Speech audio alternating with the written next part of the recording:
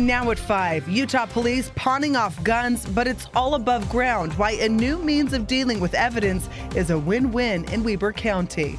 Plus, we need to do more for them. Survivors take a stand on Capitol Hill as lawmakers take their bills to the legislature, their joint plans to stop sexual violence.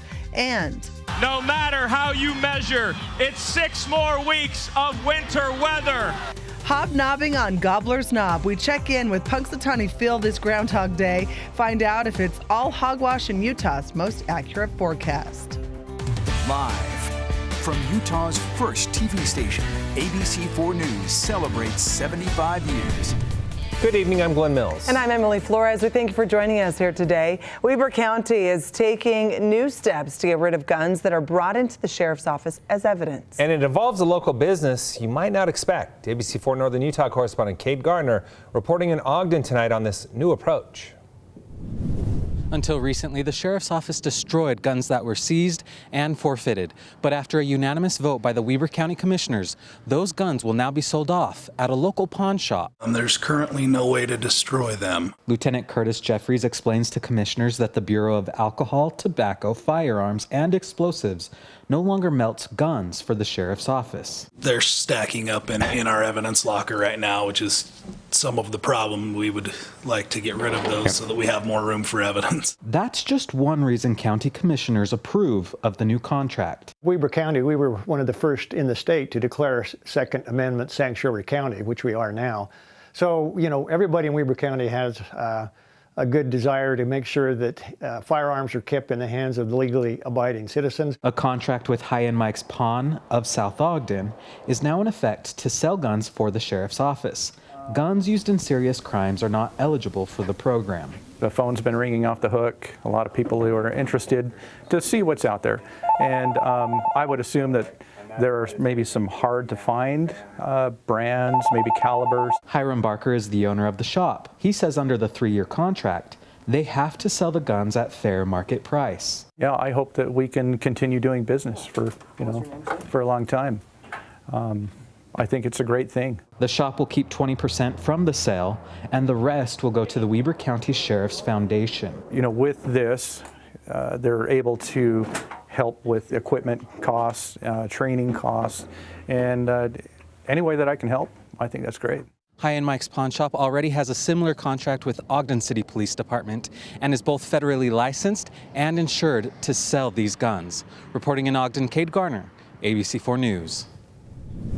All right, thank you, Kate. Well, a famous rapper under house arrest in Utah could be converting to the Church of Jesus Christ of Latter-day Saints. Yeah, the rapper known as Young Boy Never Broke Again trailed Taylor Swift and Drake only for the most streamed songs in 2022. With a lengthy criminal record, he was linked to a shooting in Florida and moved to Utah to serve his house arrest sentence. Now, according to Billboard, when LDS missionaries showed up at the rapper's house, he turned them away, but later gave in, saying it was nice to, quote, see someone with a different mindset that had nothing to do with business or money. Well, the father of 10 shares his regret over his violent past and lyrics and plans to get baptized after his ankle monitor is removed. Now to a traffic alert. More work on the West Davis corridor could interrupt your travel this week. Northbound lanes of Legacy Parkway between Park Lane in Farmington and Parish Lane in Centerville will close as crews continue to lay beams for the new bridge there, connecting I-15 to West Davis Highway. The closure starts tonight at midnight and goes until 5 a.m. tomorrow, shutting down for a second stint early Saturday morning through Monday at 5 a.m.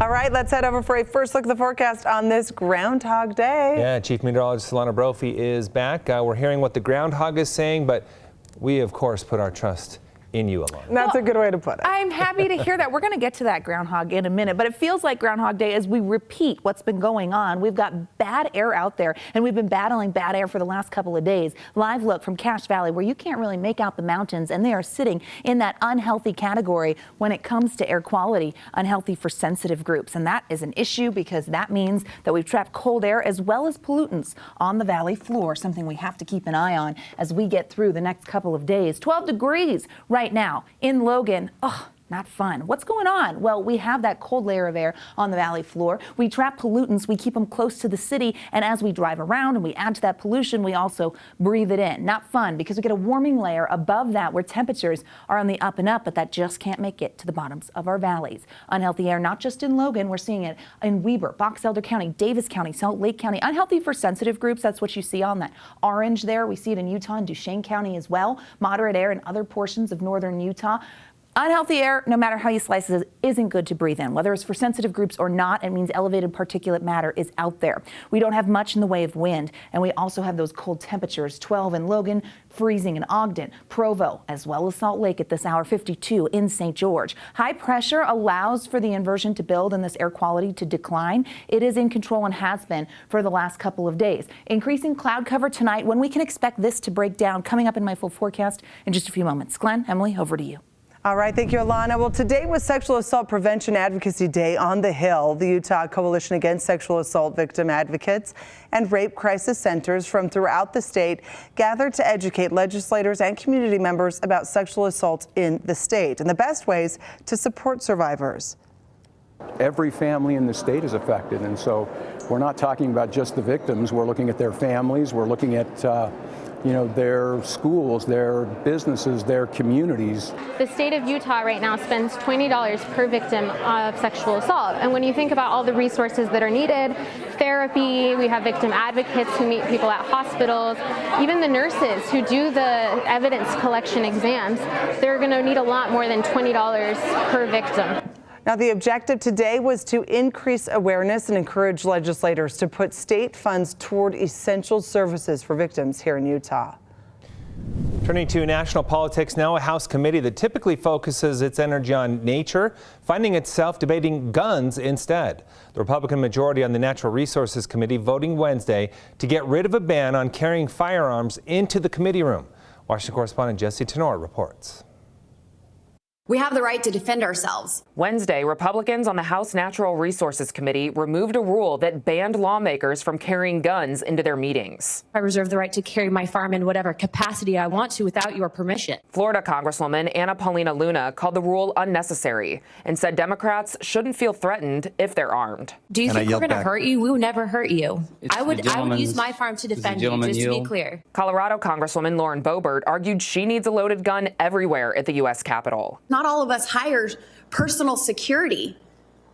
Most of us like to take that personal responsibility and be our own security. When they held the House majority, Democrats on the committee added the rule after the January 6th attack on the Capitol. No one should have to worry about members of the other side of the aisle, let alone members who have incited political violence, bringing weapons in violation of House rules into our committee room. California Congressman Jared Huffman called the rule common sense. And Arizona Congressman Ruben Gallego said lawmakers carrying a gun at the Capitol is often a political stunt. There's some people here that are not very well trained weapons, but like to use it as a prop. Democrats like these said this decision, as well as the removal of metal detectors outside the House chamber, raised security concerns ahead of President Biden's State of the Union address there next week. In Washington, I'm Jesse Tenor. New developments from the U.S. Capitol. Utah's U.S. Senator Mike Lee gets the boot from one committee. Senate Minority Leader Mitch McConnell kicking him off the Senate Commerce Committee. According to The Hill, this move could be retaliation. McConnell ousting both Lee and Florida Senator Rick Scott from the powerful committee at the same time. Now, here's the thing. Lee supported Scott in his bid to unseat McConnell as the Senate's GOP head. Two freshman senators replacing them. And today, Congressman Chris Stewart officially introduces his social media ban bill in Washington. The new bill bars kids age 15 and younger from using social media apps and allows parents to take legal action against these companies if they fail to keep kids and some teens off their platforms. This move from Utah Delegate Stewart in D.C. comes as a similar bill heads to the Utah Senate. Senate Bill 152 would effectively give parents all authority in deciding how and if their children use social media. Safety in schools. That was the topic of bills heard in the House Law Enforcement and Criminal Justice Committee today.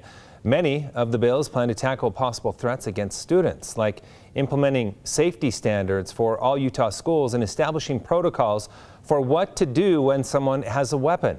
One lawmaker says the key is training police to respond and quickly. The quicker the response, the quicker it ends. And I don't necessarily want my administrators and teachers to feel like they have to be that response. Other bills the committee is looking at today address dealing with chronically absent students and bullying in schools. It's good for Utah. A teacher in Heber City taking to TikTok with an important request. Okay, and he received an overwhelming response. Listen to this. Garrett Jones asked 2,673 people to Venmo him $1, saying that amount is enough to pay off the school lunch debts of every kid at his Rocky Mountain Middle School. Instead, his Venmo total kept going up, reaching more than $20,000 in just a matter of days. Jones says this story is not about him. I didn't do anything. I just posted a video, and it was the collective good of I don't know how many people that made this possible. And I just think that's a really cool message in and of itself. Oh, my word. So after paying off all of the students' lunch debt, where will the rest of the money go? You'll answer that. We'll have that answer, I should say, coming up tonight at 10.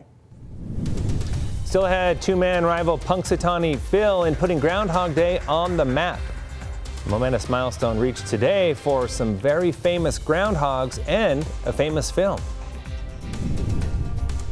And there's that live look at southern Utah. We're going to talk about Punxsutawney Phil, but you're looking at St. George with clear skies and red rocks so stunning. Low 50s right now, closer to where they should be this time of year when it comes to those daytime highs. What about wet weather? I'll tell you when we can expect it coming up in Utah's most accurate forecast.